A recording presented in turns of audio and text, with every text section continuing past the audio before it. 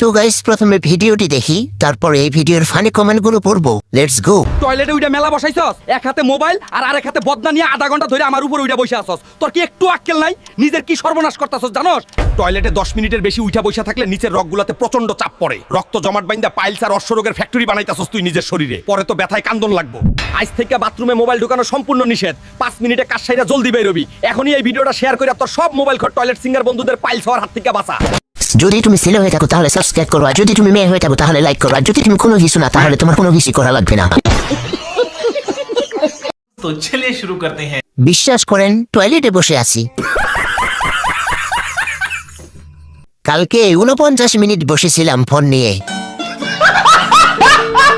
5 মিনিটে তো হাদা হয় না, হাদা বের হইতেই 10-15 মিনিট লাগে। ফোন নিয়ে যাই না তাও।